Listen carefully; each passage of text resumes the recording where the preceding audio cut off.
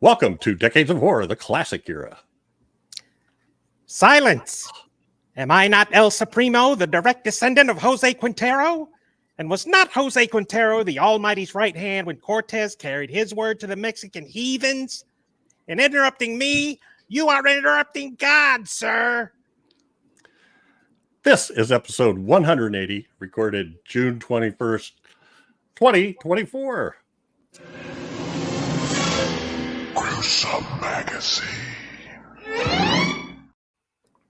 I swear I changed that. It's June 23rd.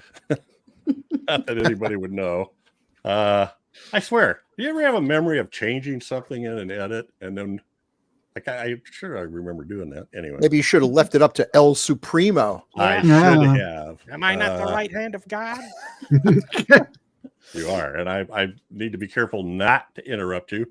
My name is Jeff Moore. On this podcast, we cover the good, the bad, maybe even the ugly horror films released since the beginning of time through 1969. In each episode, we'll discuss the monsters, spirits, psychos, and villains that have haunted movie-going audiences since the dawn of film history. With me this week are my incredible co-hosts, but first, our special guest, Richard Clemenson, who is the editor and publisher of Little Shop of Horrors magazine, the journal of classic British horror films. Not me. Looks a lot like Doc Rotten. Yeah, not me. It just goes there. And he also does the commentary on the Scream Factory Blu-ray of today's film. I'm so glad you could join us, Dick. How are you? I'm doing fine. It's we're not underwater part of Iowa, so life is good. Yeah, Yes, that's true. All right. Well, also with us is another sort of guest. Crossing the boundaries is Bill Mulligan, writer, director, special effects guru, all-around nice guy, and published author of normally on Decades of Horror, in the 1970s and 1980s. 80s, but we just thought he would enjoy this. And he likes Bill's a Hammer guy. If it's Hammer or Bava, we almost have to invite him or he's going to get all pouty faced. So thank you guys. This is actually, and this gave me the opportunity to do something I can't say it happens very often. See a Hammer film I've never seen before. Excellent. Nice. All right. Also with us is Daphne, who's awesome, stupendous, and likable hell. How you doing, Daphne? I'm doing really good. I am really excited to talk about this movie, and it's awesome that Dick's here. And welcome, Bill. It's always fun when you're here. Yes. And last, but certainly, well, maybe not last, but Chad Hunt, but least co-host of Decades of Horror, the all of them. How you doing, Chad? He's El Supremo. I'm El Supremo. Didn't you hear at the beginning of the podcast? That's how I am. I am the right hand of God. Change that on the masthead, Doc. No more princess. What do you call it for me? I'm the right hand of God. Princess Dragon Mom. Yeah. Princess Dragon. Right. And last but certainly not least is our fearless leader, Doc Rotten. How you doing, Doc? Oh, I'm doing good, and I am also very excited to talk about this movie. This has been a long time favorite of mine. So, and I haven't seen it since I originally saw it way back when. Oh, nice. So, well, cool. This is a fun one. Yes. And let me see. How am I gonna? It's gonna take me a while to figure this out a little bit. There's too many faces here for me to see. But thanks for Doc for helping to make this happen.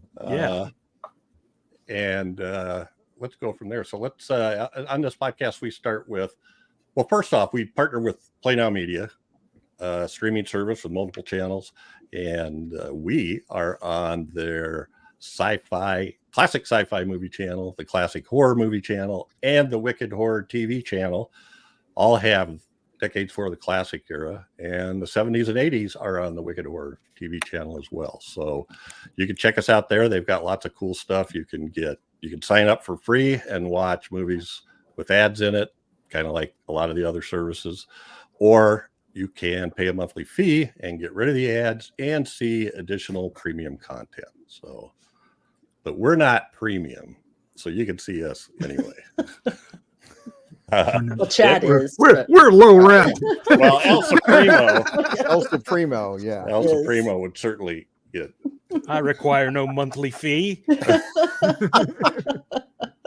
All right, so our movie this episode is The Lost Continent from 1968, directed by Michael Carreras. Leslie Norman began as the director, but left on fairly quickly into the production and is not credited on the movie. Written by Michael Carreras, the screenplay as Michael Nash from a Dennis Wheatley novel from 1938 titled Uncharted Seas. The cast includes Eric Porter, Hildegard Neff, Susanna Lee, Tony Beckley, Nigel Stock, Neil McCallum, Ben Carruthers, Jimmy Hanley, James Cousins, Dana Gillespie, and Michael Ripper. And Doc, don't you wish you could have read those names? They're all pretty straightforward. Yes. Production company, Seven Arts Hammer Films. Filming dates 11th of September to December 22nd. And all I know is that I saw it started filming on September 11th. And I also saw that it was running long, and Michael Carreras was basically told, you're finishing on December 22nd, no matter what. And so they did. I'm not entirely sure they filmed that whole time, because Susanna Lee said that she thought it was about 8 weeks, but maybe I don't know if they shut down for a while they worked some things out or what. But anyway, filmed at Elstree Studios in Boreham Wood, Hertfordshire, England. Released on June 19th, 1968 in the US, July 27th, 1968 in the UK. The budget was £560,000, which is about £1.33 million. The original budget was £500,000, but I also read actually in Mr. Clements' publication that it went £60,000 over budget. Domestic box office in North America was 1.1 million in rentals. And a synopsis: the captain, crew, and passengers of an old freighter, all of them with dark secrets to keep, find themselves adrift in a mysterious land full of monsters, conquistadors, and killer seaweed. That's true as far as it goes. There's much more than that. And this is a picture of Michael Ripper. Yes. As one of the ship's crew with a damaged eye of some sort. We love Michael Ripper. So hence his picture here. Looks like Sam Kinison, but Oh my gosh. Oh, wow. You're so wrong. If only he could deliver lines like that. oh wow. Well, he kind of does. He's much more subdued. Much more subdued than Sam Kinison. Oh my gosh. All right. Well, let's get into first impressions, and I'd like to let Dick go first. When did you first see The Lost Continent? And what did you think of it then? Well, I became a fan in September of 1969. I had modeled that summer, broke up with my girlfriend, Margot, went to the drive-in and saw Valley of Guanchi, Godzilla vs. Thing, and Dracula Has Risen from the Grave. And I was hooked. And I followed up that fall. They had Quatermass in the Pit, The Devil Rides Out, and The Lost Continent, all playing on indoor theaters. And that's when I saw it. And I thought it was fantastic. Oh, wow, man. So, and what did you think of it? Well, that was great. I thought it was fabulous. It's so colorful. I thought this is H.P. Lovecraft that's done by Hammer once they get to the Sargasso Sea. I mean, the yellows and the weeds and these strange little creatures that maybe people criticize now, but they couldn't have done it better in 1967. There was, if you weren't Ray Harryhausen and Jim Danforth, there were no technicians that could have done any better than Robert Matty. I love the score. I mean, that's great shit. I totally agree with you. And I'm going to go with our next guest, Bill Mulligan. You haven't seen this, so what did you think of it? I saw this last week. First impressions. This was a holy grail. I'm into Hammer. I love all Hammers, especially the Gothic stuff. But I did like it when they kind of ventured out into monsters and things, and they did two of the great ones, 1 million years BC and When Dinosaurs Ruled the Earth. two of the best.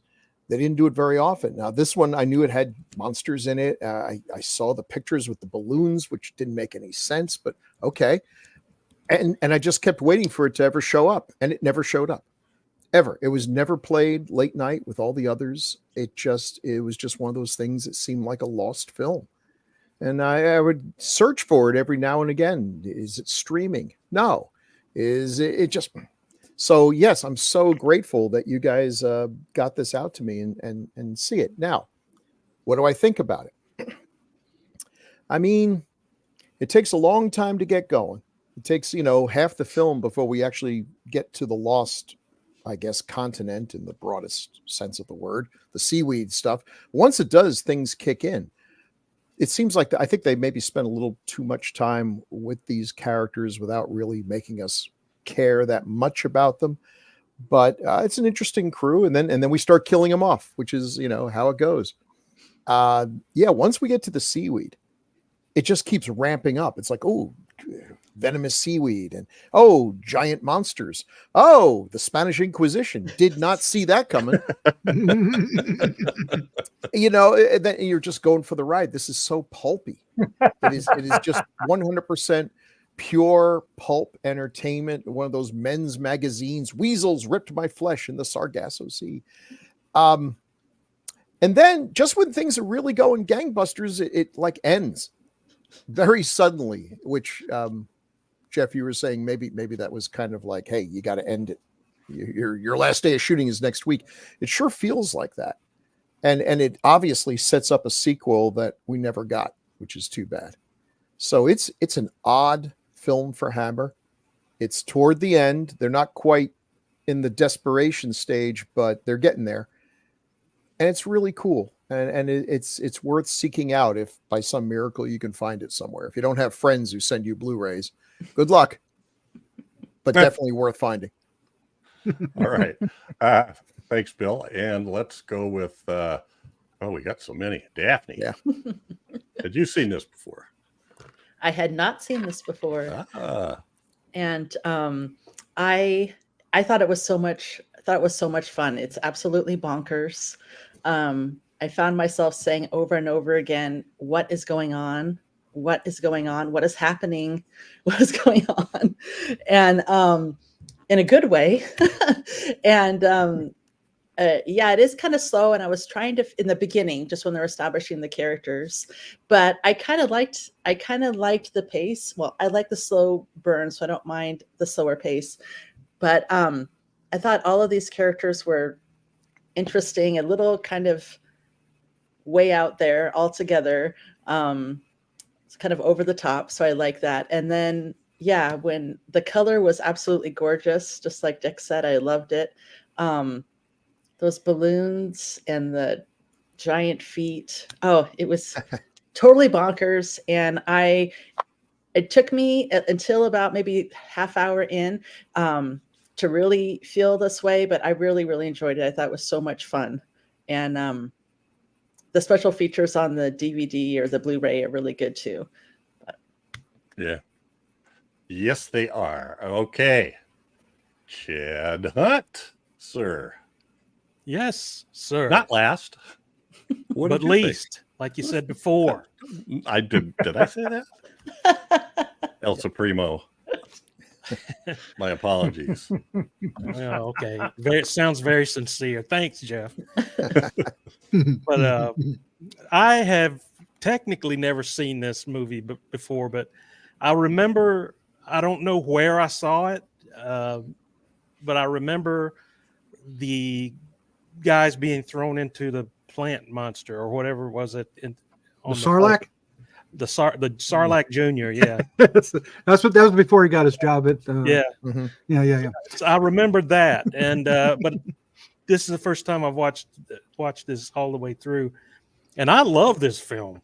I really, really love it. It's and I agree with Daphne. It is a kind of a slow burn for the first half, but they make the slow burn interesting because all these characters have little mysteries to go along with them, and you're kind of on the hook, waiting to see what all their little secrets are and stuff like that.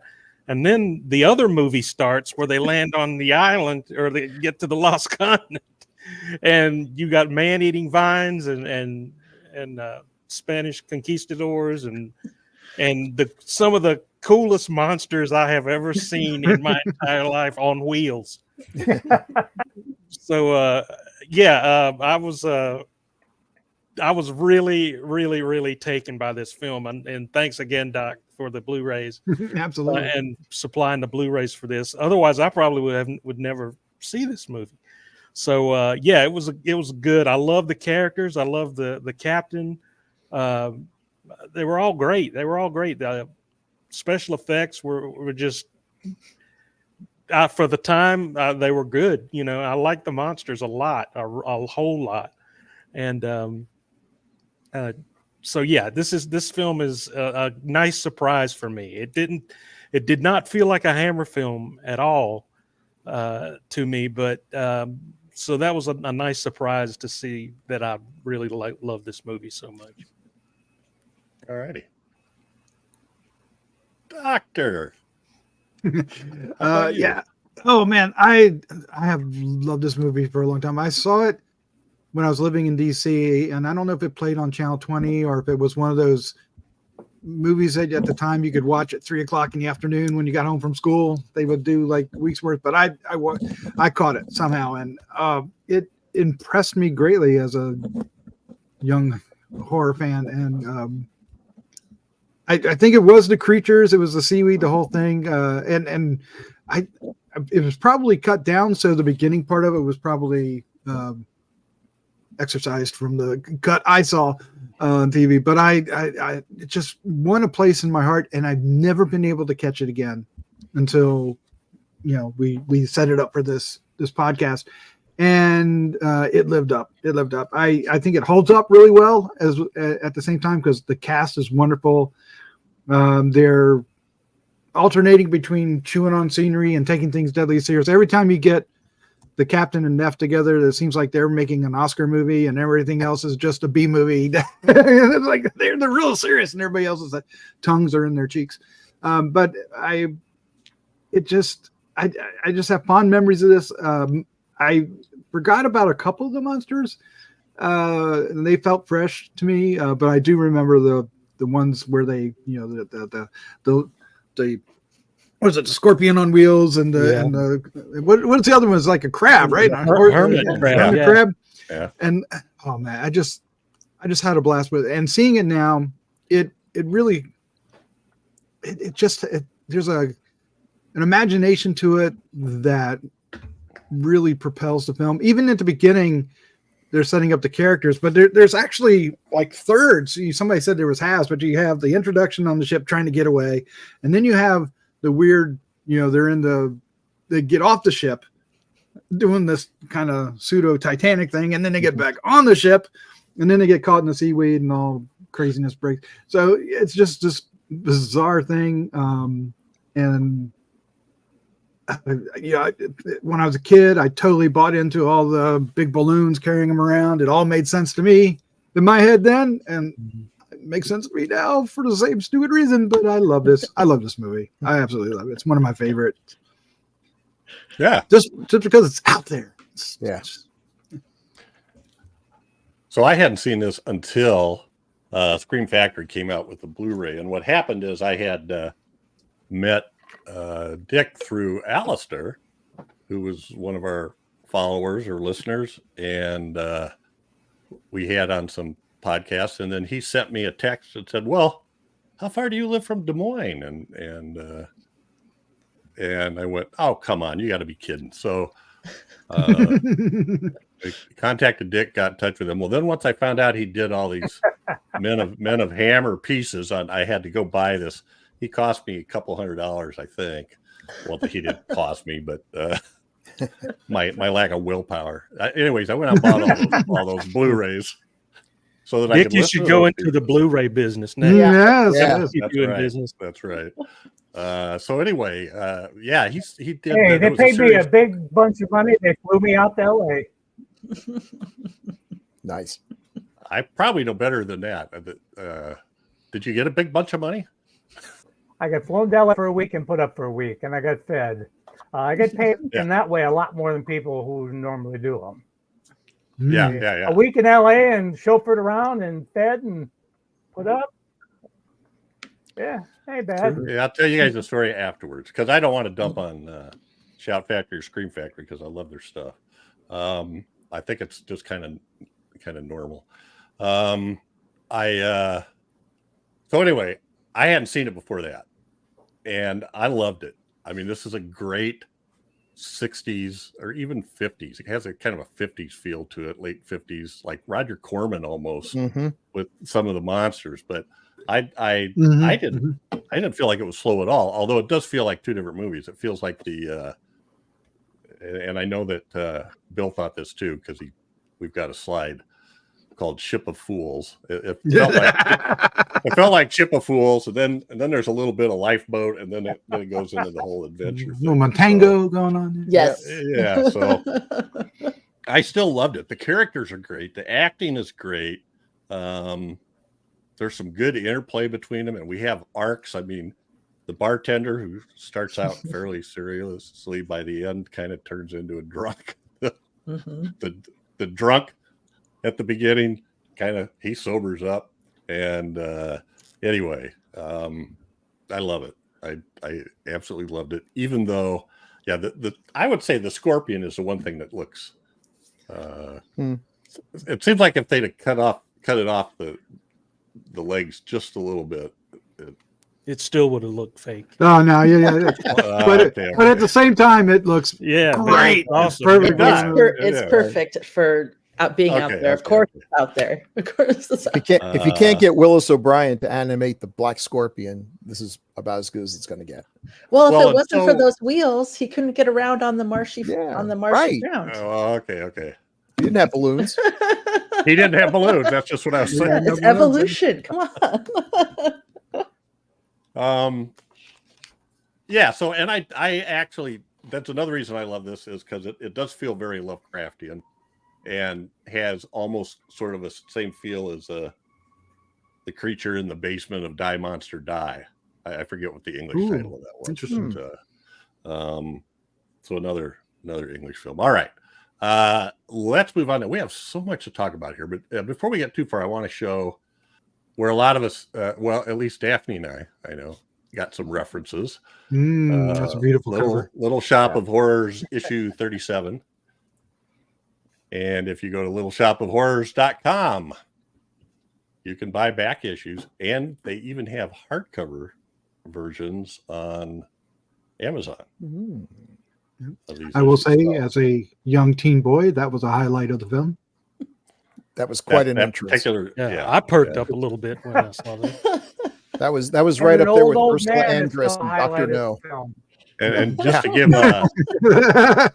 and I don't mind saying that because when her interview on the Blu-ray, she's all about it. She says it like 10 times. It's well, and I love your tagline there, Dick, because you managed to get the title of the book in Hammer Sails on Uncharted Seas to the Lost Continent. We see what you did there. Isn't the book in the movie? Isn't one of the guys reading the book? Yes. Okay. Yeah, we have that actually. Did we really say that it fails in Uncharted Seas? Well, damn. We should not have said that. I love the movie. No, you said it sails, not fails, but that's your tagline. Sails. Okay. Yeah, that's fine too. It did sail. Yeah. It did fail in terms of money. Sadly, wasn't it at the time the most expensive Hammer I know film? when I was doing the commentary, I had to make sure before we talked about Dana Gillespie's balloons that she wouldn't be offended by talking about her balloons. Except she's the one who talked about the balloons all the time. She did indeed, yeah.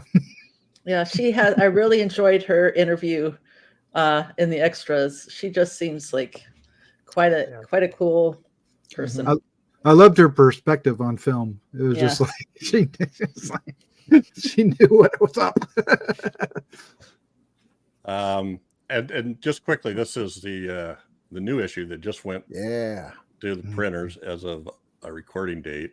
Issue number 50 on Frankenstein and the Monster from Hell, and the Devil Rides Out, maybe on the backside. Yeah, The Devil That's Rides, another. The Devil Rides Out. Okay. Yep, and the back cover is by Williams. The Devil Rides Out. Oh, Mm. Nice. maybe I'll And try Mike- to find out. What we're Mike talking about. Maddox did the front. Is that right? Yes. Yeah, Mark did the front. That's Mark. amazing. I called him Mike. Sorry, Mark. So you guys mentioned already the book. So here's a the tie-in of the book, but the picture above that is it Dr. Webster reading a copy of Uncharted Seas? And so you should have seen this all coming. I know. While he's it's on like- the Uncharted Seas. He didn't even say anything. You know, it would have been kind of cool to go wait till you see what comes next. And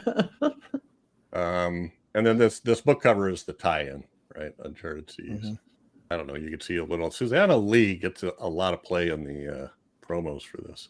Yeah. Beautiful woman. Yep. I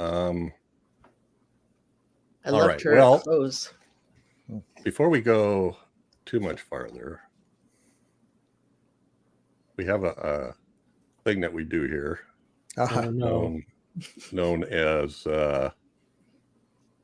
taglines With Daphne. with Chad. Yay! But this time they'll be read by El Supremo. I was going to say, do it as El Supremo. Of course, I'll do it as El Supremo. Taglines for the movie The Lost Continent are as follows: a living hell that time forgot. Discovered in all its monstrous horror, a living hell that time also forgot. Yeah. Time has a really bad memory, apparently. Come with us on a fantastic voyage of excitement and adventure to the Lost Continent. You're riding on some shirt tails there, aren't they? All right. Yes. And oh, no, here we go with this. Yeah. C, blood beasts battling over female flesh Nah. and some of the men. C, torture pits for forbidden lovers and some of the men. D, sacrifice to giant jaw-snapping mollusks. Mollusk. C, escape from floating death ship. C, helpless beauties attacked by crazed kelp monsters and most of the men. C, fiery destruction of the lost continent. Man, woman, and prehistoric beast battle for the survival of the fittest in the living hell that is the Lost Continent. Tension, adventure, excitement, and glamour. All All right. found in the Lost Continent. I never realized El Supremo sounds like Gilbert Gottfried. Gilbert's a little slower. Tension, adventure, excitement. All righty. All right, you have to read them like that from now on. And that's been Taglines with Chad. Chad's our hero, cool and rad. With him reading taglines, they can't be that bad. Oh, yeah. Yeah. Chad, you're such a good sport. All right, we got a lot to cover here. We got a Blu-ray that had a ton of extras on it that we could all look at, and we have an issue of the Little Shop of Horrors that had, I don't know, probably 50 pages of size 8-point font to check out. It was great reading though. I loved it. So that's the poster that we all see, I think. At least I'm assuming the US poster anyway. That's a great poster. Back in the love day it. when they actually painted posters. That's I love You the. see the blood splattered on the letters too. Yes. All right, and I'm going to go through these fairly quickly. A couple of lobby cards. One with something ravaging a lifeboat, and another one with somebody shooting at the crab, I think. No, that's the mollusk, isn't it? That's the one that. none of these are mollusks. No, none of them are mollusks. They all flunked science class. Everyone. Well, I thought maybe the thing in the pit might have been the mollusk. You know, Maybe. Oh yeah, maybe. Yeah. looking up, but yeah, crabs aren't mollusks. Neither are kelp Or scorpions. He's got his or octopus. pinchers going. Couple more lobby cards. Oh, that's They the cut bottom the one. wheels off the bottom of this scorpion. Yeah, the bottom one is Spanish, El Continente Perdido. Hmm. And you know what? I looked up how to pronounce all these And you forgot. for 2 days ago. Let's see. That is the Lost Continent. Hey, that's Yeah. pretty good. Straight up. Seems like I could remember that. And then we have a couple Italian. La Nebbia degli Orrori, which is the fog of horrors. Oh, And they like the scorpion, apparently. Seems like everybody Of likes a course. scorpion because scorpions are scary, and when they're like this big, they're scary. So when they're the size of a Buick, they're terrifying. Yeah. Hey, you hermit saw crabs the aren't black that scorpion? Look at this poster. Mhm. Hermit crabs are pets for the Yeah. most part. I'd make a good hermit crab. All right, now I don't have any idea. Le Peuple des Arims, huh. which Peuple is des Arims. yeah, French for the people of the abyss. Ah, that's not bad. But we still have the people on top of the giant letters, Uh-huh. so similar design. Yeah. And then the Swedish. I just love this. Skrakens. Skrakens. That sounds like Actually, a breakfast. actually, meal. how you Yeah. New Skrakens. Skrakens. Stay crispy in milk.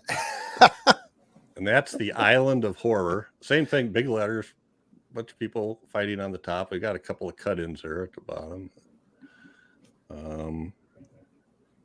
And Japanese, I think. Oh, yes. I love these Yes. sort of montage posters. They love their giant monsters. They do. Oh. And here's a normal sized one.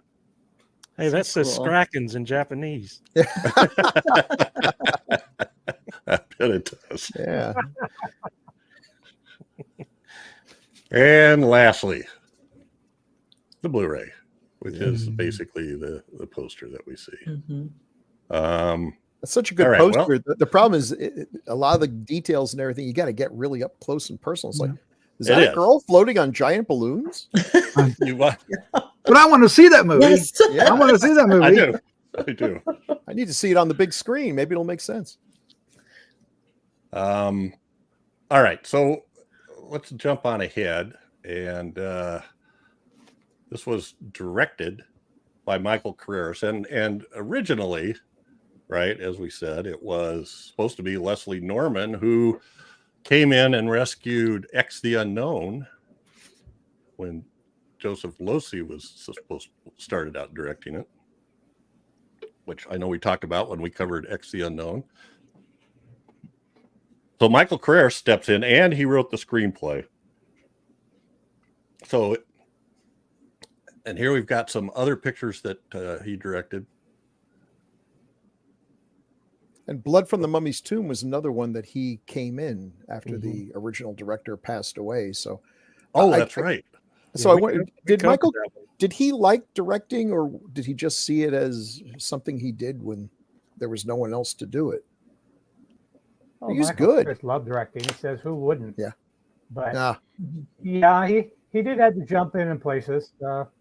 After he left Hammer, he really couldn't get anything going, so he kept going back. So, you got anything for me? You got a job? Put food on the table? Type job? Up like to the Mummy's Tomb. It's like he did that. Pick it out, really. Hammer had been developing it before he came on board. Right, right. Well, I thought I read or heard, I don't remember if it was in your your piece, Dick, or if it was in the magazine, but that he wasn't really a huge horror fan. He preferred adventure or, other types of movies or thrillers, not so much horror. Outside of The Mummy, he had no real interest. He liked the big epics. The business manager at Hammer used to call him Hammer's Cecil B. DeMille.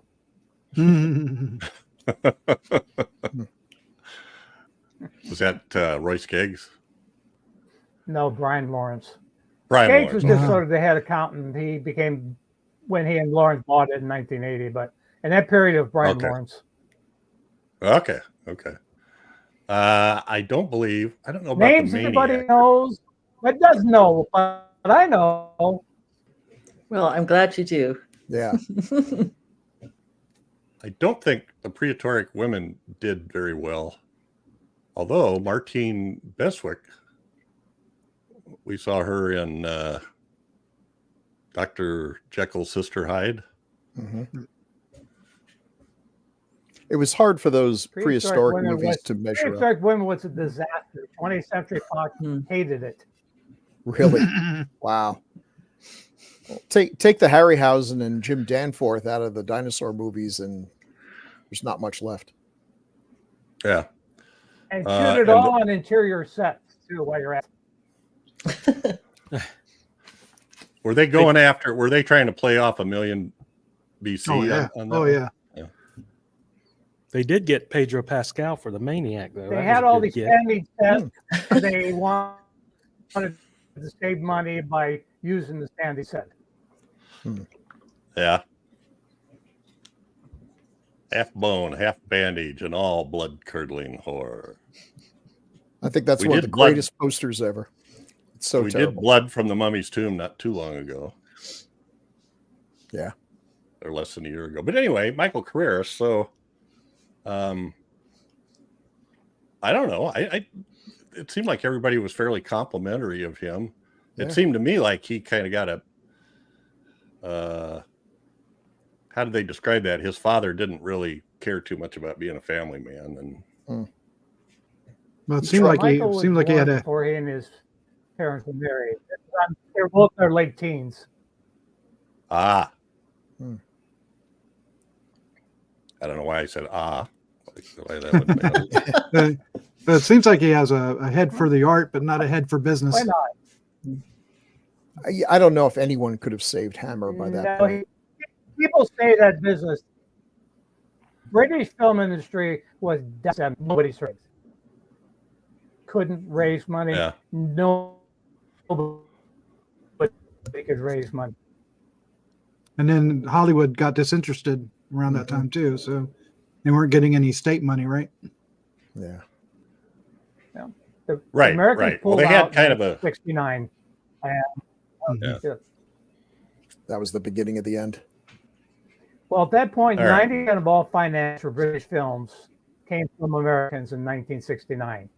By the middle of the 70s, it was like 35% or less. Mm. Yeah. So where did it come from? Well, here's our part of our cast, the ship of fools, the people on the ship. The ship of fools. So top left, or the very top picture on the left, is Neil McCallum as the first officer. And next to him is Eric Porter as Captain Lanson. Eric Porter does an incredible job in this movie. Oh yeah, I thought he he was does. great. Yeah. And like Daphne said, like he's in a different movie. He's giving it 110%. And Yep. Sweaty guy though. The way they were setting very this, sweaty. the way they were setting this up there at the beginning, I thought it was going to end up being like a 10 Little Indians type of story, and with everybody having their little side secrets and everything going on, and it didn't matter. They all died anyway. Yeah. There was no murder Well, the mystery first there. half of the movie, basically, what the book, it was out to, I guess, to see that they went away from the book. Okay. In the last half, yeah. Interesting. Um, I can see well, I where I was going to say the captain, the actor. Who's the actor of the captain again? Eric Porter. Reporter. Eric Porter. He's got a charisma. He's got that. Mm-hmm. He's got that quality that you would follow him. I mean, really, Mm-hmm. you're on a rickety ship that this guy has loaded with stuff that blows up in water. A ship that, and it just seems like he's made a lot Love of it. bad choices, and yet I would follow. Yeah, I would follow him before I'd follow any of these other people that are quite correctly pointing out that maybe being on a rickety ship in a hurricane filled with explosive water reactive substances is a good thing to get away of. It's like, yeah, you make a compelling case, but he just seems more like a leader. Exactly. So I don't know. Exactly. He's somehow able to do that where you'd either totally do anything or you just get the hell away from him as soon as you saw it. Yeah. I read somewhere that they wanted Christopher Lee for this role. Was that true?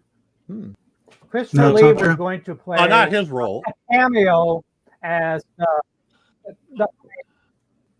The guy Can you with the say hood. that again, Dick? I Oh, didn't the hear guy, that the last high part. priest guy. Yeah. Oh, Now, did I read somewhere that the guy who played the high priest guy was Christopher Lee's stuntman in some Yeah, films? Eddie Powell, yes, Eddie Powell. who was apparently deathly afraid of having to do dialogue. And they told him there wouldn't be any dialogue, and then there was. Wow. He did fine. He did fine. yeah, he was all right. he did He good. did, he did. I liked him. Liked his character.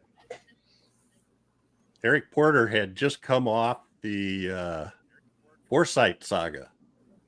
I don't know if you guys remember that, but that was a big hit that came over to the U.S. on public television. A series. He won a BAFTA for his part in that. Oh, wow. You guys make me feel really old when you don't recognize these. The Forsyth I saga. recognize the title, but I never saw it. Everybody humor Jeff from now on. That's right. Oh yeah, we've seen it. Yeah. It was a classic. I remember Jiffy popcorn watching the Forsyth saga with my parents. Quite familiar with that I mean, particular you know, saga. I can't get away from this. Seriously, though. All right, you got this guy in the top, and as everything is going straight to hell, he's sipping tea, like no problem. Or I'm going to follow these twitchy guys on the bottom with the Marty Feldman eyes going in every direction like a chameleon. No. I'm staying with the captain. Oh, captain, my captain. Yeah. And get eaten by a shark. You know, not to say anything about his look. So the guy, second from the bottom, the actor's name is Antonio Carruthers. Banderas. No, Stop. Ben Carruthers. And you just look at him and go, he can't be a good guy. I don't care. No, what you look at say. him. Yeah. He could cure cancer. I wouldn't trust him. Oh, the dad, right? We're talking about. Well, look at this way. Well, He I'm got to talking sleep about with Hildegard Neff, and he almost got to sleep with Susanna Lee. Yeah. Yeah. So, Yeah. man, him, yeah. he's got game. Yeah. So we've Not got even by in on Then So he was the top octopus picture- food. the top picture Yep. had Neil McCallum and Eric Porter. The next picture, from left to right, we have Jimmy Hanley, who plays Pat, the bartender. And the guy next to him is Tony Beckley as Harry the barfly. The next one is Nigel Stock as Dr. Webster. And he is Susanna Lee's father, whose name is Unity. Hmm. Interesting choice, but she's next in line in that It was picture. the 60s. And then on the far right is Hildegard Neff as Eva Peters. But Nigel Stock, I saw, played Dr. Watson to Peter Cushing's Sherlock Yeah. Holmes. Oh, He was one That's of the absolutely best right. Watsons too. he's a great Watson. Yeah. Mhm. Yeah. Her name is Unity because she sleeps with He was- everyone he on was the mayor ship. when Burma was, Mm. shinned it. And he about calls her out on it too. Yeah. Yeah. She's Do I owe Awesome. anybody else any money on the ship? We talked about her quite a bit when we did Deadly Bees a while ago. Yeah. She's quite fetching and had done some films in America. The one I think of first is Boeing, Oh, jeez. Boeing like bouncy ball or Boeing like 747? Boeing like 747s. Yeah. Okay. Didn't she do an Elvis movie too? Yes. Oh, that's right. We read that famous quote of hers about kissing Elvis. Oh, yeah. Was it Paradise Hawaiian Style? Is that the one? Yes. Yes. Is that the one where he's like a singing waiter or a singing stock car driver or a singing plumber? Or... That's all. Yeah. That's every one of his movies. Wait, Singing dog walk. Yeah, it's that one. I remember it. Hey, man, this is too many dogs, man. Too many dogs. Too many dogs. Yeah. And she was in Lust for a Vampire in 71. So. Boeing also yeah. had Tony Curtis and Jerry Lewis and Wow. a couple other folks. And Can if I remember right, Tony Curtis was having affairs with all these three different women, and in the Jerry movie, Lewis was friends- and in the movie, and in the I usually leave that part out. And Jerry Lewis was supposed to be friends with all of them, so he was having a hard time. Hey, lady. Covering up and being friends, yeah. Wow. And You got Jerry the main Lewis as ones, your the most- wingman. the ones that people remember. But yeah, Lust for a Vampire too. That was another one where she said she was in a financial bind and just called up. I think she called up Jimmy. I thought Carreras and said, "Hey, don't you have something I can be in?" Well, I do, but it's not the kind of thing you would normally do. I'll do it. Yeah. You mentioned the bartender there. I think Yeah, it's yeah. Patrick or Pat. I loved his arc. Going from like you barely even notice him, you don't know, you just think this is going to be some guy, to later on, him being on the ship the whole time, welcoming them back, becoming like a main part of the team, that you can see is really dedicated to the captain. It was just him returning with the ship, I thought was just awesome. I just love that he's up there going, hey, totally drunk and out of it, but welcome back. And he's kind of like Lloyd in The Shining, right? Yeah. Lloyd in The Shining. But he almost steals the last third of the movie. Yeah. He's one of the few. I feel bad when he, gets off. Yeah. One of the few. Yeah. Well, they, all these guys abandon ship, take off in the lifeboat. Yeah. And the core people stay there. And then at some point, I think during the hurricane, they have to bail. And it's all sort of pointless.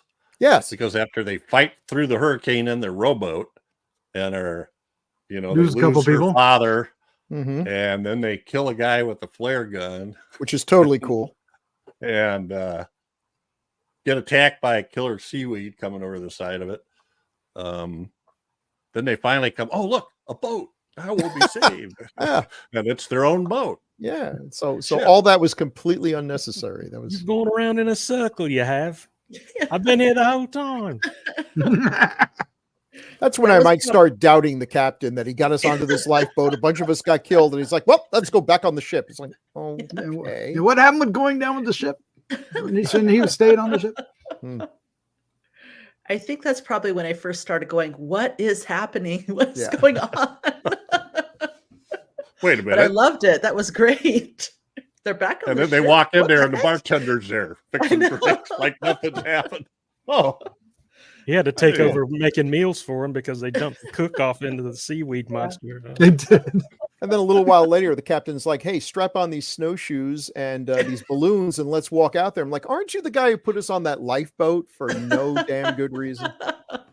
all right. Well, let's focus here. We also have. I got to give Dick some time to talk here. So we have the ladies here, and there's after Susanna Lee in the top picture gets attacked by the Monster from I the don't know. ocean floor. octopus good. kind of thing. Yeah, because you skipped Neff from before, so Did I? yep. Stop. Well, I shot. said her name, but anybody know? I thought she was really good, actually.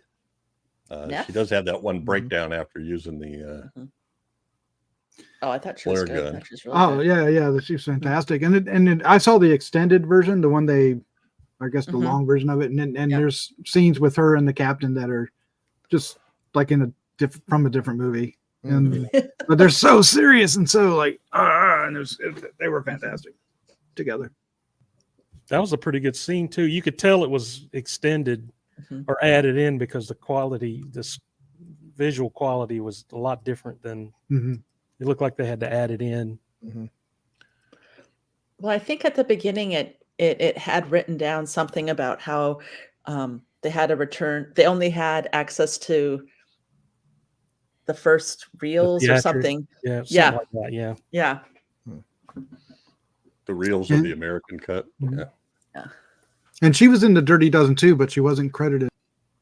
So, Dick, what did you think about Hildegard Neff? I remember you talking about her a fair amount in the commentary. Other than she's overly dramatic at times. When she gets upset, she falls apart, gets upset, bursts into tears, collapses. She shoots the guy with the flare gun, really hardcore stuff, and then falls apart. Other than that, I thought she was quite good. Any other comments that you wanted to make about the cast? I'll try to make sure and go directly to you and give you time to respond, just so everybody knows we're having some. Yeah, I seem to be frozen, but There's- at least I there's have a a- good expression this time. I'll say fallen something. into a and watch your wormhole faces and- while you stare at me. Wait until whatever I'm going to say finally comes through. The digital age, we love it. Well, at least she didn't start laughing at something Bill said while Chad was talking about a rape scene or something. Oh yes, God. Well, I thought the line that Hildegard Neff said, I read it on the internet. She did a nude scene in an early 50s movie, and Jeff had mentioned that she pretended to be a boy in camps to keep being raped by the Soviets. But she says, it's 6 years since Auschwitz, and you're worried about me doing a nude scene in a movie? Wow. Perspective. Yeah. A lot of these. What about Eric Porter? Porter's terrific. I really liked him in Hands of the 1971 too. In fact, they wanted for 2 movies. They wanted for Hands of the Ripper and Demons of the Mind. And if anybody has seen Robert Hardy in Demons of the Mind, it might not have been a bad idea to have in both films. But terrific actor, a great Dr. Moriarty, and the Jeremy Brett series played Moriarty 3 times, 4 times. Just, Oh wow. he really enjoyed doing this film. He did not, for reasons I don't know, enjoy doing Hands of the Ripper that much, which, to be honest, is a superior movie. Although, for pure fun, you can't beat The Lost Continent. Ship of Fools to off we go into the wild land of the Sargasso Sea. Well, that was something I was going to look up. Is the Sargasso Sea a real thing? Yes. Okay. But I don't think it's full of conquistadors. No. No. How do you know? Have you been there? No, I haven't. Fair statement. It's just there's I I think it's remember in the reading about- Atlantic, is where they have floating weeds in the middle. They're just occurring together. Well, I remember reading about it in, I think it was in a Doc Savage book. Yes. Yes. The Sargasso Ogre, was that it? I don't remember, but that's either. Yeah, it was Doc Savage. Yeah. It's kind of nature's version of the giant garbage patch that we have somewhere off the Gulf of Mexico. Oh. Which may also have monsters. I don't know. I haven't been there. And conquistadors. I kind of hope so. Yeah. Definitely crabs. Yeah. Any comments about Jimmy Hanley? There's an interesting, if you see him when they're they're into the sea by the weeds, and they have no control. And he's just sitting there looking out the windows. It says, it's like every ship in the world came here to die. And I thought, that's really a cool line. By the way, his daughter was Jenny Hanley, the blonde cleavage girl from Scars of Dracula. Oh. And he was also, again, a war hero fighting against the Nazis on missions in Norway. Oh, wow. I did see that. Thanks for bringing that up. What about Tony Beckley, who plays Harry, who's kind of a drunk to start with, but then when he hits Susanna Lee's father's, and he falls overboard and dies, and he suddenly becomes... he does jump in to save him, and he does. fails miserably, but Yeah. the shark, he swims back. It's up there. So, Dick, what about you and Tony Beckley? Well, he had some really good credits at the time, and I point that out. He's the one of the group that you're not sure why he's there, other than he drinks too much and he has bills stuffed into his jacket. You're not sure what he's running unless he stole it from somebody. Right. But at the end, he becomes the hero of the thing, and he's loving him right and left. What's interesting, this is an expensive cast. They made 4 films in 1965: Dracula's Risen from the Grave, Rasputin, Plague of the Zombies, and The Reptile, for a little over 400,000 pounds. Here's one movie that cost 560,000. I'm afraid they were spending more, but they weren't making more. It was probably a mistake on Hammer's part. Yeah, they were gambling off the momentum of 1 million BC, right? Kind of that. They've wanted to do bigger films like Quatermass and The Pit, but they couldn't do it on a normal Hammer budget. And to be honest, their latter-day films weren't doing that well. Even Frankenstein was not financially popular. The Gorgon was. The people that were backing them was Seven Arts, and they just wanted to do, thinking they could succeed in bigger and better films. Well, other than 1 Million Years Sea, virtually everything after 1965 lost money. 66, 67 movies. I think there's a great chart in that issue of Little Shop of Horrors, if I remember right, that lists the movies that they made and what was needed to break even and what it actually made. And it just what he said. In the new issue, Little Shop, I have an article I actually wrote, and I write very little in the magazine, that talks about the Hammer 7 Arts 20th Century Fox deal and all the machinations. Like Jeff says, money made, money not made. It was quite a tale. And they sort of followed 7 Arts to Warner Brothers when,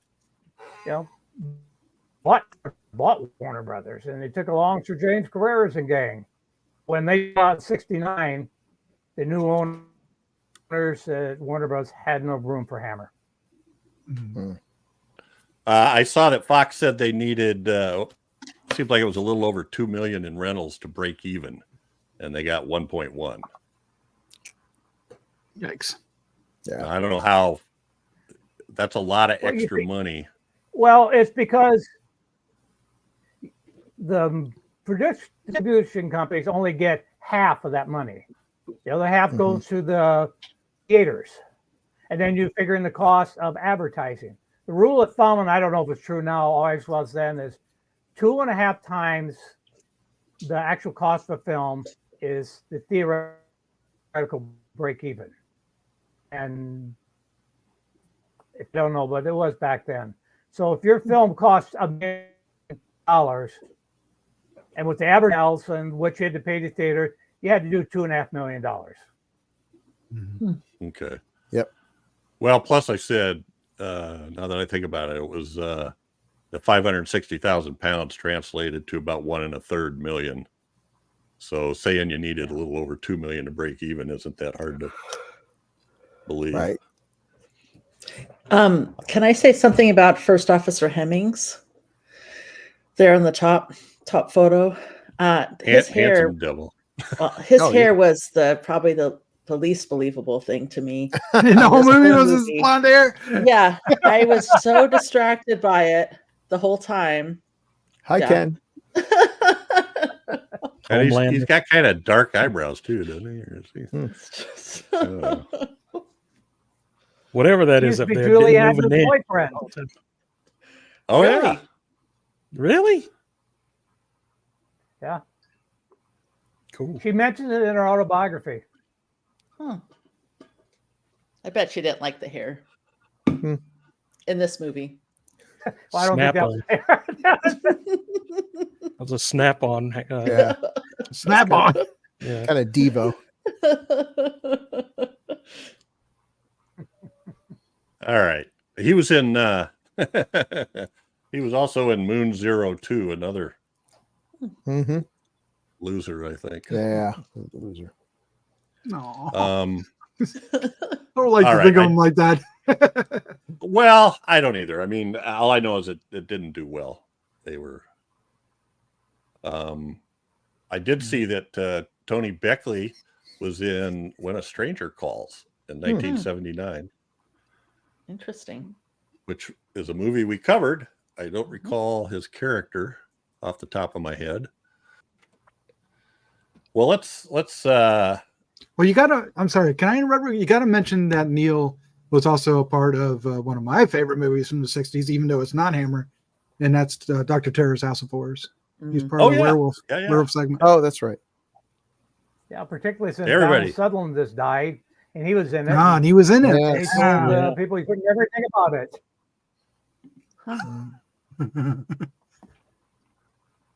I already did the ladies, I think.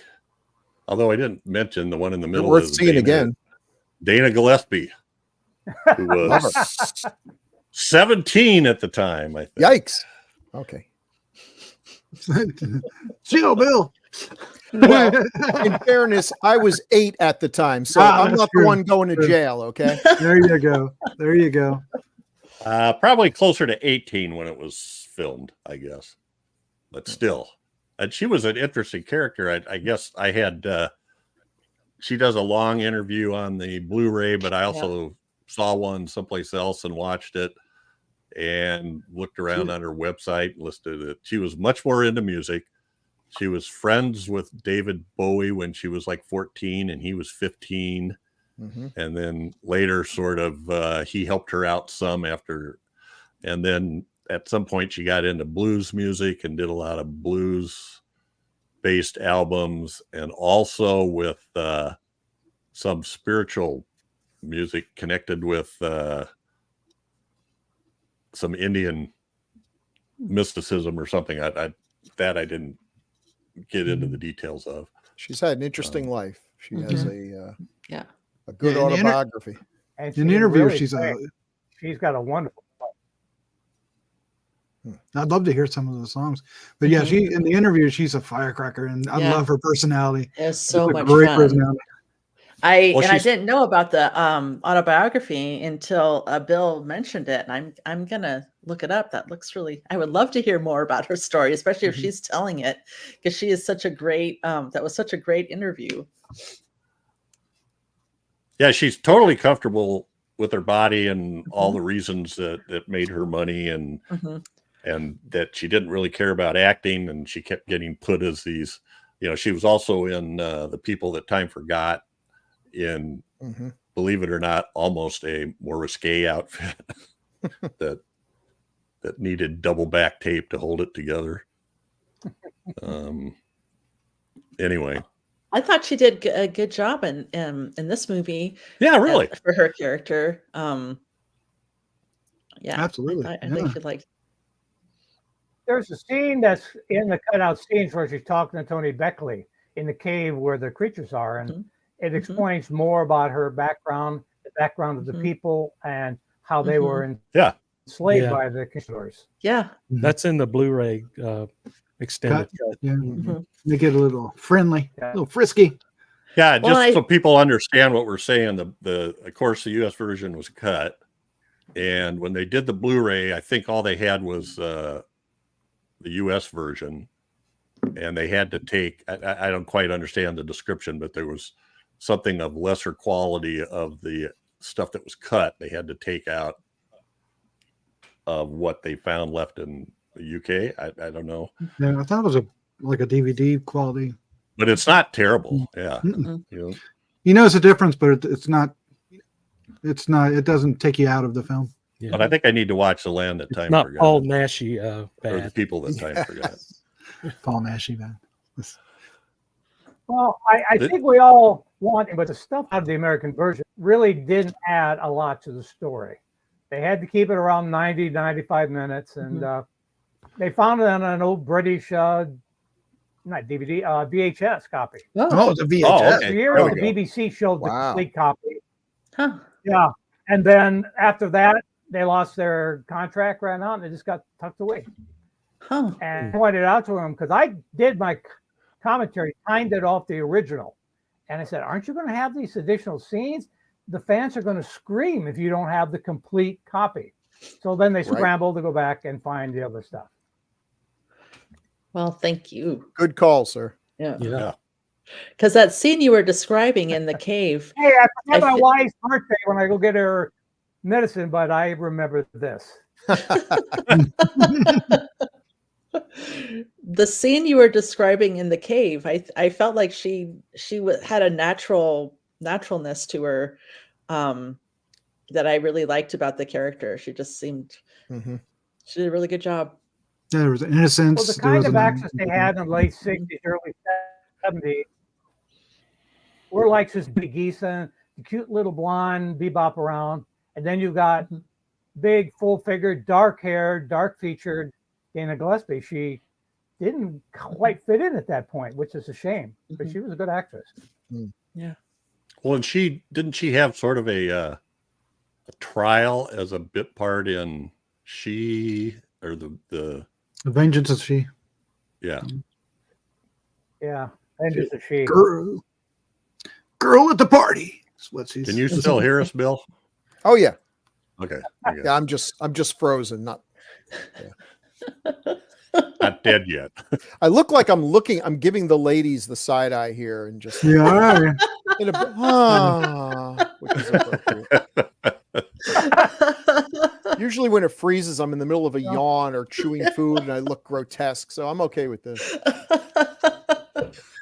You have a look of longing. Yeah. Oh well. You know, if the computer unfreezes, my expression is not going to change. So.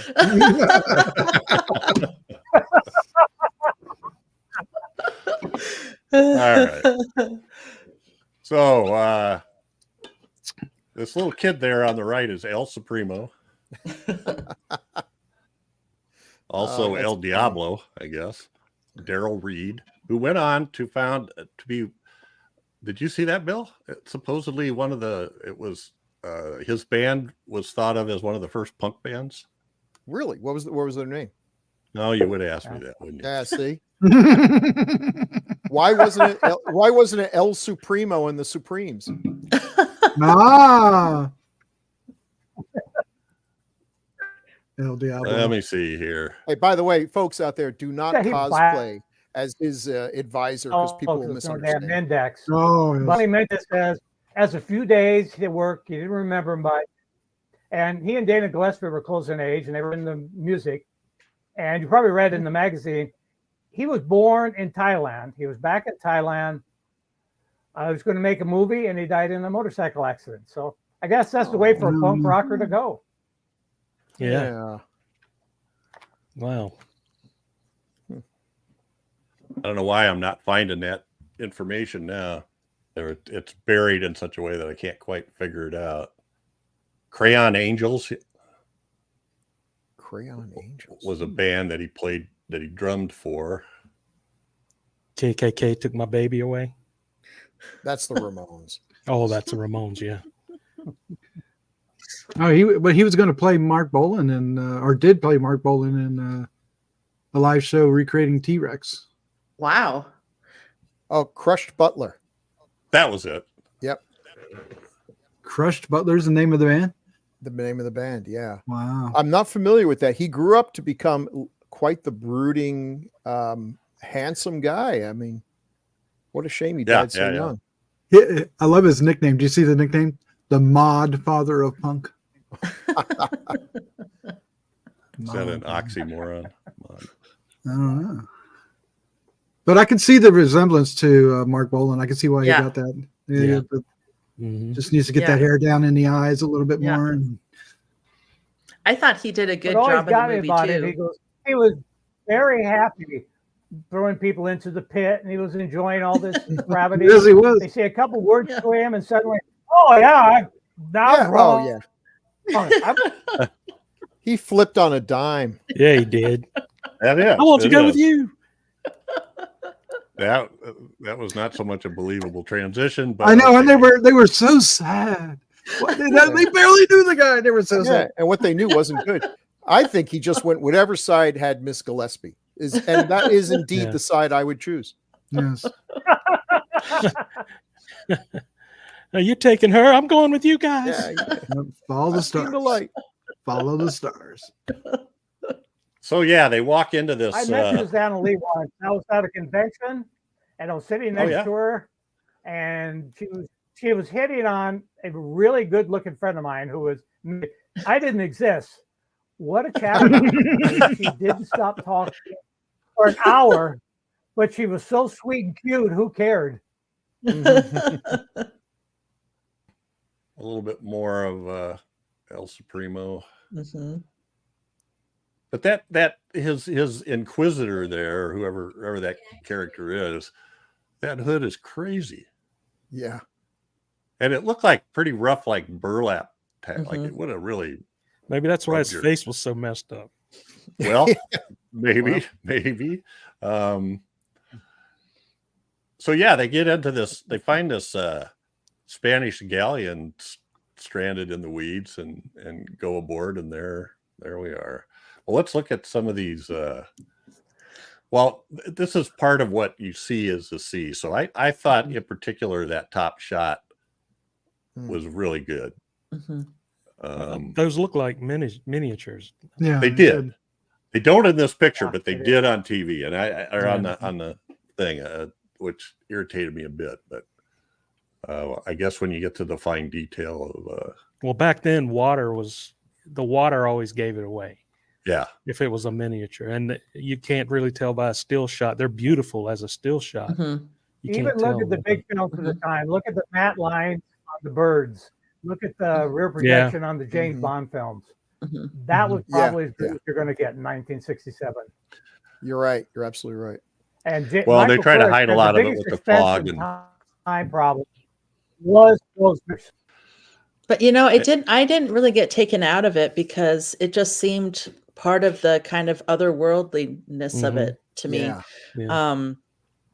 Also, maybe I wouldn't be very good at. I'm not so good at identifying the matte paintings, but sometimes when it's obvious, I can tell. But I didn't get drawn out of it at all. And the These bottom are- one, They're such I- well done miniatures. Mhm. Mhm. You know. yeah, they're great. And I love the bottom one too. It was so kind of eerie and the colors with the light on the inside and Mhm. Yeah. Well, they shot them right. They have the right lighting. They have the Right. the fog and Mhm. the the angle helps as well. So Yeah. And I agree with Daphne. Realism can be overrated, especially in something like this. If I Especially want realism, fantasy, I can right? look out the Yeah. window. Yeah. Uh-huh. Fantasy shouldn't look real. Yeah.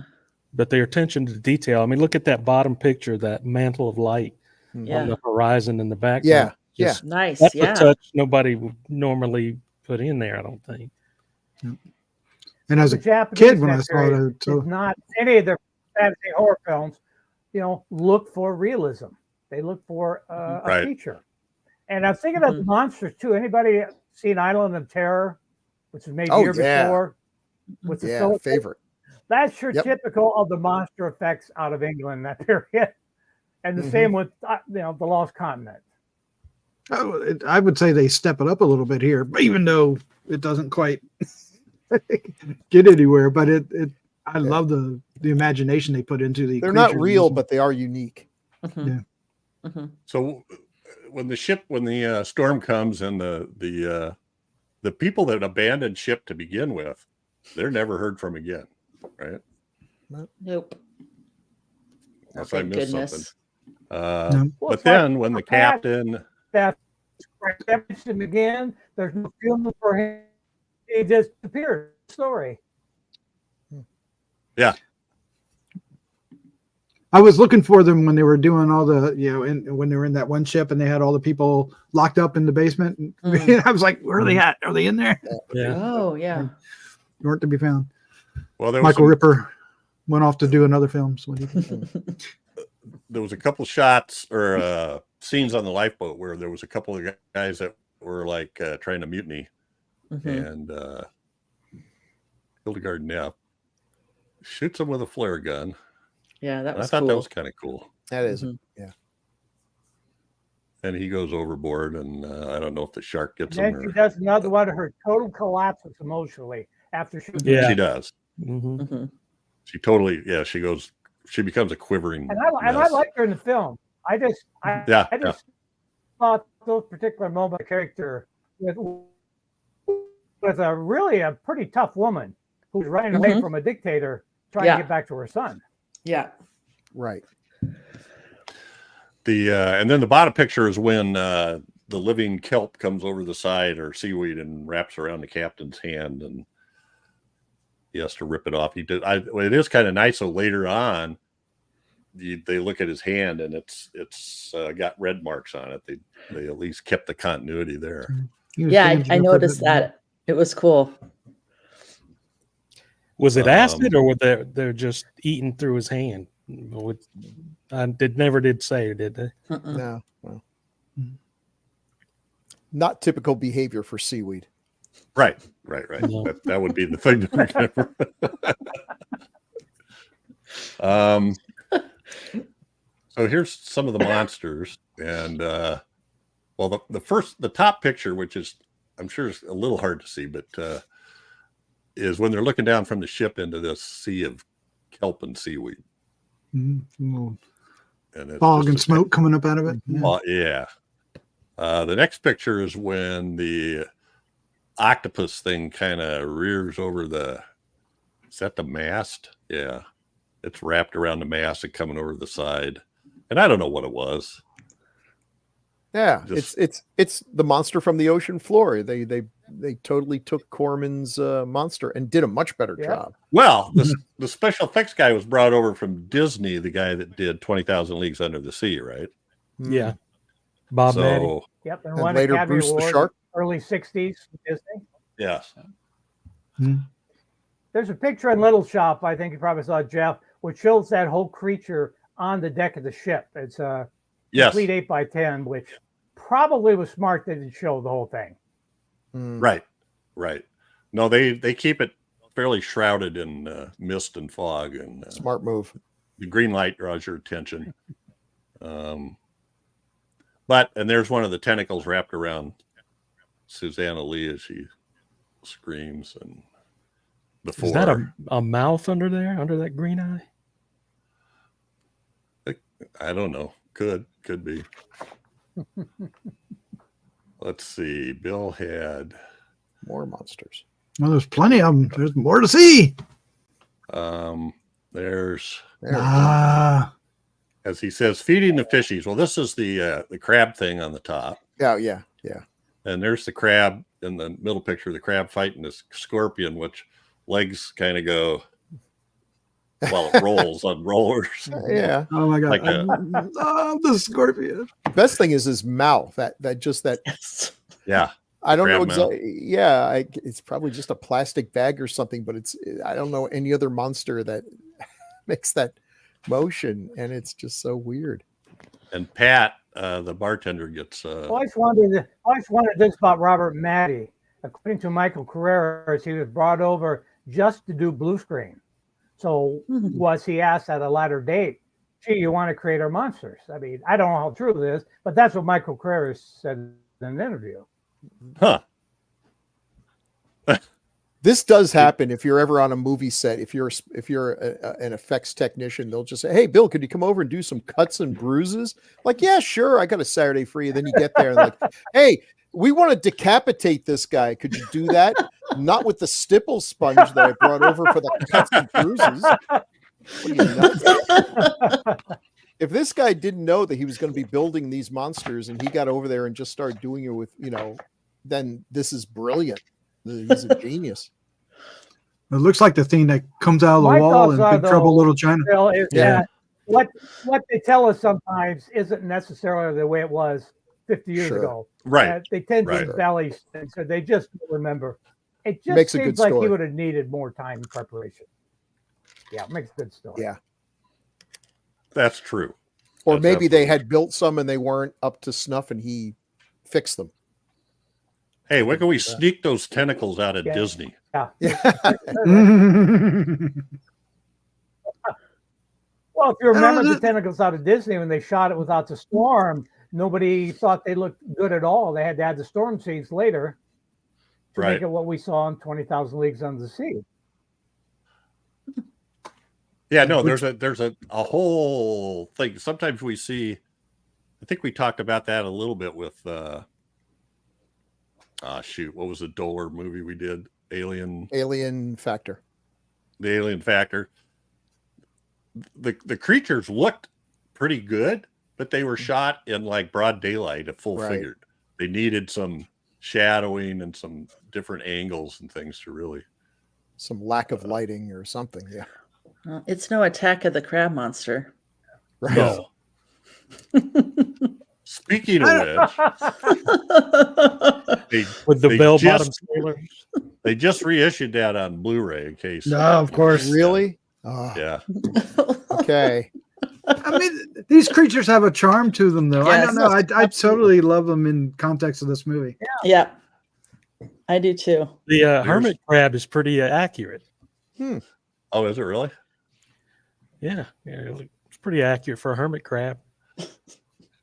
So here's some more, and I like the. Okay. I mean, Didn't who have to really go back knows to what it. a hermit crab looks like?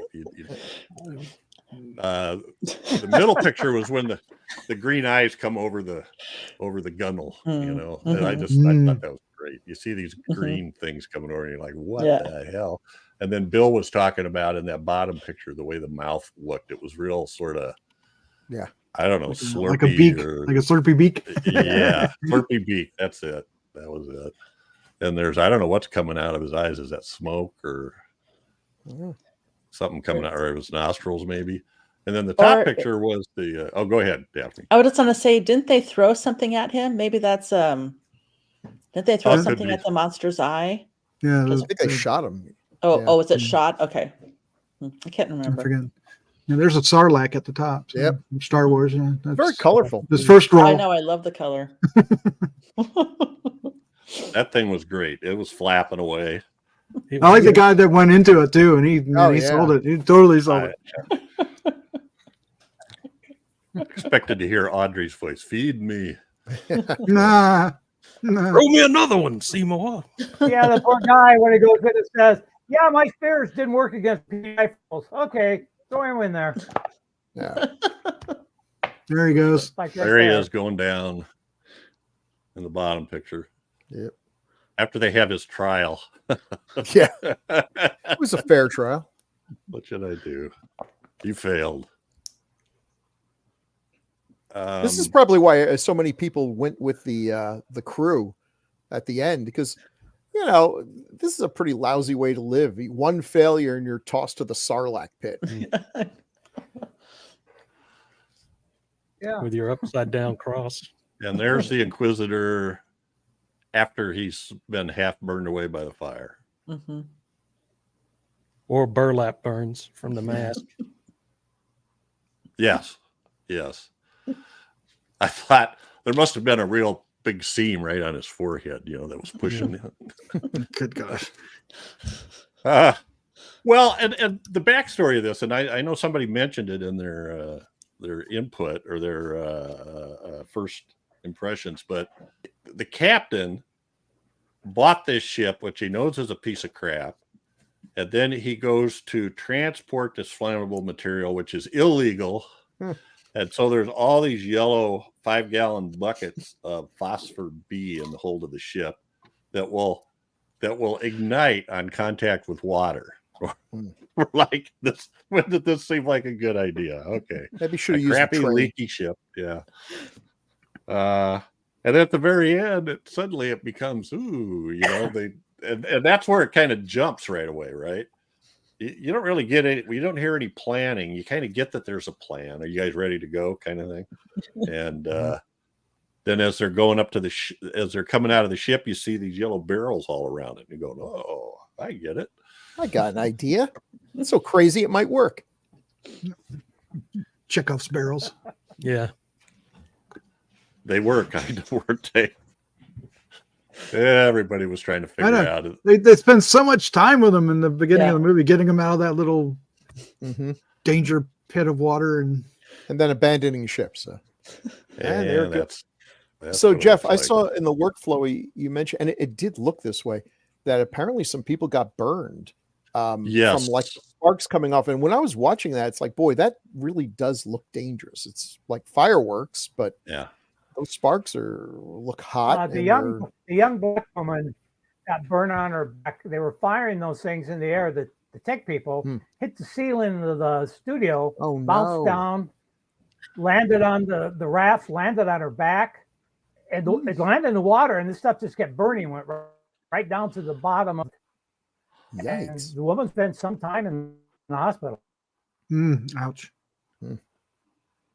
So it was just like an extra, or was it one a technician? She was the black woman on the deck. She was the black woman. She was one of the captives, and they said they didn't plan right, and they're firing them in the air. And everybody was screaming, so they assumed that was part of it until they dawned on them. They said, "Holy cow, her back's burning." She's done conventions and talked about it. So. Hopefully she got some money out of it. I would hope so. Yeah, it says that there's not much about her. Her name is Sylvana Henriques or Enriquez. Enriquez. Henriquez. Said she was one of UK's most amazing top black models in the 60s and 70s. So she was one of Blofeld's Angels of Death, the Jamaican girl on Her Majesty's Secret Service. Was also in You Only Live Twice, in Silhouette, in the main titles, and a model for Panther paperbacks of Chester Himes. Anyway, and she joined the 50th celebration in 2019 on Her Majesty's Secret Service 50th anniversary. So at least at that time she was still around. So yeah, I don't know. There's no other really information about that other than what we heard on the Blu-ray. But that fire, I thought that fire was amazing, and that did not look like miniatures to me. No. Miniature fires look like Ship of Zombies, right? Ghost Galleon or whatever that one we watched. That looked real, and evidently it was real, maybe too real. Raging. Phosphor B. All right. Final comments about this? Anybody? It's so good. It's a fun movie. Yeah.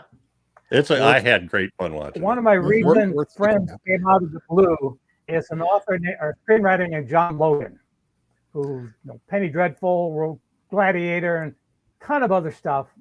John Logan? Out of the blue, he's become friends with me, and we're emailing. John Logan. Yeah. And he's written a lot of major scripts. He wrote, let's just say he's written a lot of stuff. I can't remember off the top of my head. This is like, I believe nobody says anything bad to him about the Lost Continent. Yeah. Oh, good for him. Absolutely loves it. Nice. Yeah, I think it's a great adventure. And I really was not bothered by the first half. I felt like it was just there was all this intrigue and behind the backs. And I was trying to figure out, there's something shady going on here. Everybody's got, what are they trying to pull, and who's the anyway. And the fact that they were kind of highlighting that everybody had secrets, it kind of made you go along with the kind of sometimes over the top stuff, or Oh, we get that long explanation from Hildegard Neff, or Eva Peters' character, talking to the captain about, he makes some crack, like she's got $2 million in bonds in her that she stole from her super rich dictator boyfriend. yeah and but she does not have her son, and he makes some crack about, oh, you took the money instead, and she lights into him. I really like that. I know it was exposition, but it was well done, and it was emotional. And I think Porter's reaction to it was really good too. It was very kind of believable. Do you ever think that people seeing that wonderful angle that about this in the same way with Curse of the Werewolf, where it takes a long time before we have a werewolf? In this case, we have an hour into the film before we get to the Lost Continent. We have barely 30 minutes of the Lost Continent. We have barely 10 minutes of the Wolf from Curse of the Werewolf. Yeah, they probably can't make movies like that much anymore. You better have your werewolf cursing in the first 10 minutes, or people are going to turn to something else. Of course, the werewolf also had the advantage of Oliver Reed, who even when he's not a werewolf he's a werewolf. Pretty compelling. Yeah. He's just a wolf. I'm usually okay with that, this long build up. Well, a friend of mine, as long as there's some Sam Irvin, who directs a lot of these Lifetime movies. And he says, they tell him, you have to know who in the first 20 minutes or you'll lose your audience. You have to know what? You have to know, in the films he does in Lifetime and that, within 20 minutes before the first commercial, or people start going elsewhere. So it's the same plot every time. Here's the killer, and then you go on from there.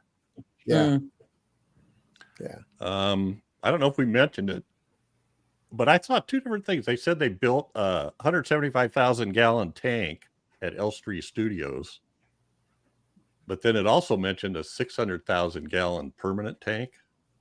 Do you remember that? Was that at another studio, or what? They had a big with a huge rear projection screen, and then they had these two big regular studios that they flooded. Okay. Seems Doc was swallowed by a mollusk. Yeah. He had to go. Well, I think we're about done. I'm frozen. I'm not going anywhere. Dick, I'll give you final comments. You got anything else you want to say about the film? I like the film. I saw it at the beginning of my love of Hammer, and I had seen Hammer films before. Being I'm older than all you guys, I saw them at the theaters in the late 50s or 60s. But this when, with Dracula Has Risen from the Grave, he said, son of a gun, this is great shit. And I wanted to learn anything and everything I could about him. And being of my age, I got to meet most of these people. I had the beginning of my the only person I ever wanted to meet in person in the film industry was Terrence Fisher. I got to meet him. And I met the people behind the scenes, not so much the actors and actresses, because I didn't live in England, but that was 50, oh my God, close on 60 years ago. Damn. Yeah. Well, you were at I don't know, what was it? Kind of an honorary dinner for Michael Carreras too, right? Shortly before he died. Yeah, it was called the Old Hammeronians. Michael had cancer. It's been in 94. And yeah, they got together one last time. There was Anthony Hinds, his producer and co-owner. There was Brian Lawrence, who had ended up owning the company as a business manager, and Kenneth Hyman, who used to be head of production at Seven Arts and Warner Brothers, and who knew Michael. I mean, he died 2 weeks later. And when I walked in, Michael Carreras smiled at me and waved because we were late because Michael couldn't find Jimmy Sangster's pub. And he said, "There's Dick Clemenson, naming his life because he's always writing about Hammer films." I thought that'd be a good epitaph, Mike Stone. Yeah, absolutely. Well, I think that's about all we got here. And I don't know, we're like we said, we're having technical problems. We've got some feedback to read here. Not too much. If you want to stick around, Dick, you can, or if you want to take off, it's up to you. No, I'll listen to it. If I take off, Nancy finds some work for me to do. I'm hiding in my basement lair. Guys, I want to sit there and see how long Bill Mulligan can Hold this, pose. stare at us without moving. All right. So the first one we have is on, this is kind of apropos, is on episode 147 on 1984, the BBC TV production. That was our episode 147.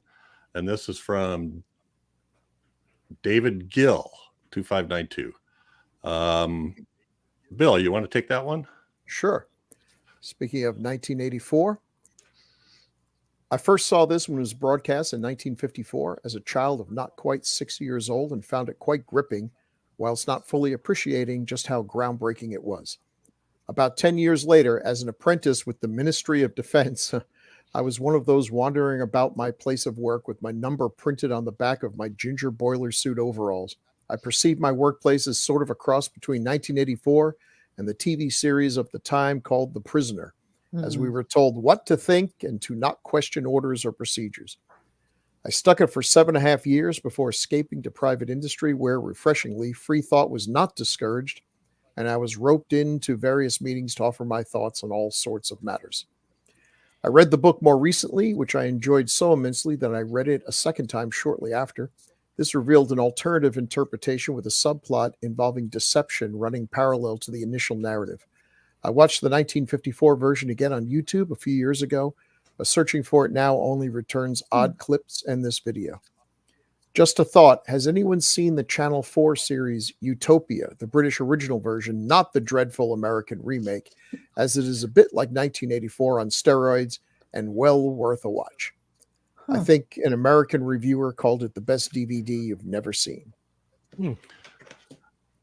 All right. So, wow, being able to see this. And when we covered this, well, actually, I can't remember if it was or not, but there is a Blu-ray of that series out now, or of that BBC broadcast, which was kind of legendary. And Peter Cushing was amazing in it. And Donald Pleasance was also in it. Andre Morell was in it. So, and Daphne picked that one. So I was very thankful for that. So you can check that out on the Blu-ray if you can't find it somewhere. But I got intrigued by this comment about Utopia, and I went looking for it. And the American version was a one-season thing on Amazon series, and it only lasted one season. But the British one is there too.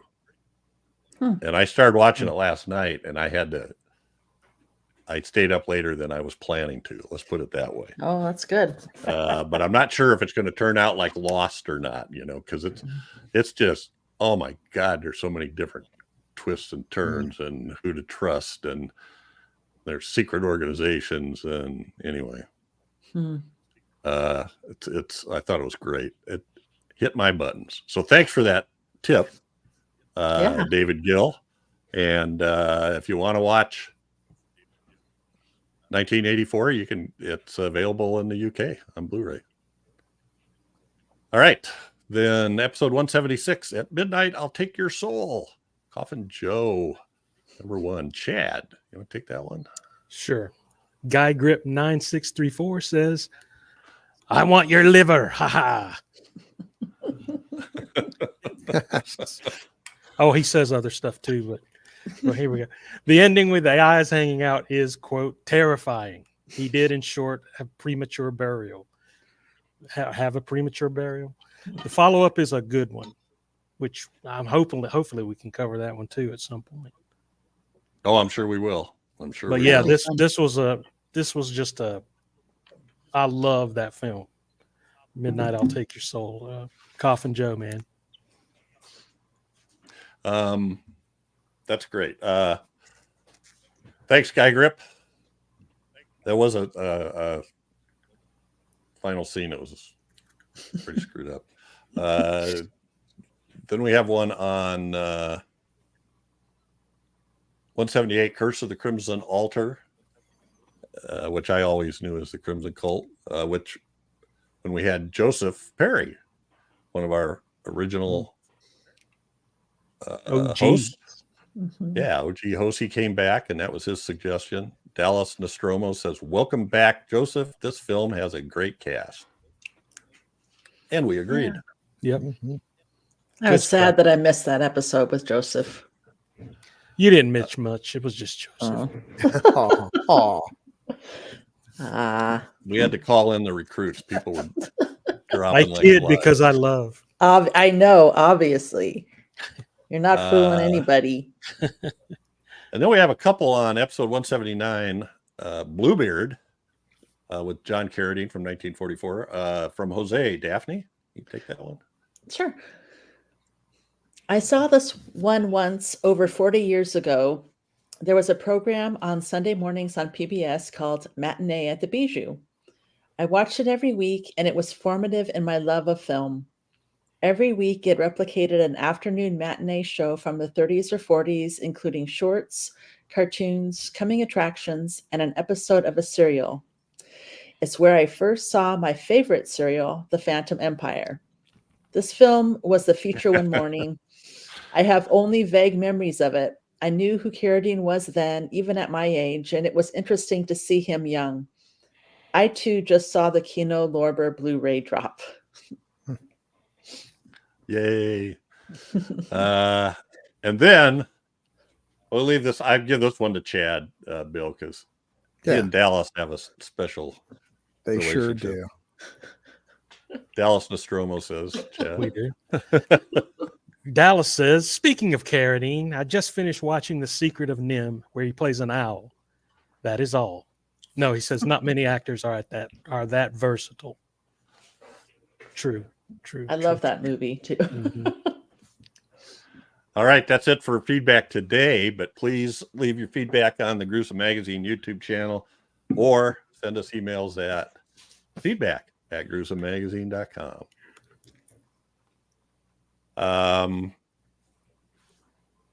That's it for this episode, but every 2 weeks we'll be focusing on a specific film released between 1920 and 1969. Next up, chosen by Daphne, is I, Vampiri, or Lust of the Vampire. I knew Bill would like that.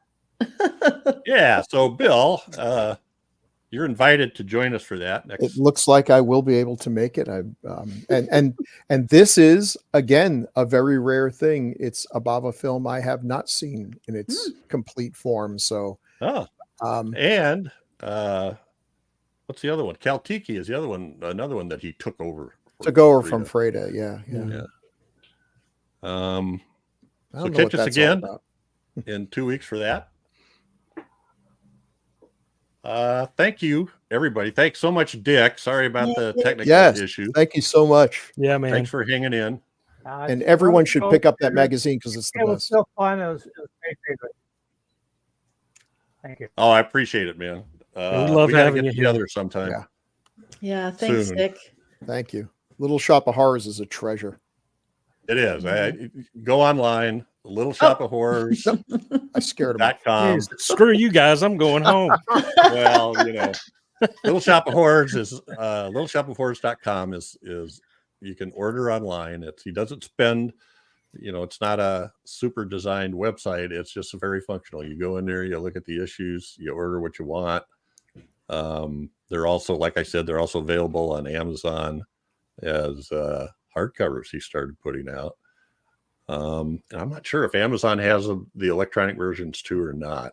They're usually around 100 pages of 8-point font, which is Yeah. too small for me. So I always get the electronic Yeah. one so I can zoom. So folks, check it out. And there's not many. There's only going to be like 2 more issues, I think, maybe 3. Yeah. And you can even write him a check. I really do enjoy when I get this I know. filling out a form or whatever, and just writing a check and putting it in the mail. Like the old days, the dark It was times. so much fun. Well, I still like make it. Is. I have a file that I run across every once in a while from the 80s where I wrote letters to people, to publishers, especially presses. Oh, I want to buy a copy of this. And here's my check, Right. blah, blah, blah. And you just trusted them, dude. Yeah. All right. Thanks, everybody. This is Unless it was Columbia House, I never paid them. Oh well, they're still looking for you, Chad. well, some of them. It don't matter if you paid them or not. You couldn't get rid of them. They just kept. Yes, that's They right. just kept sending you stuff. I just Not hope that I I can do that. I can move when I leave the studio because my shoulders are getting stiff. All right. Well, say good night, everybody. Night, everybody. Good night, Night, everybody. everybody.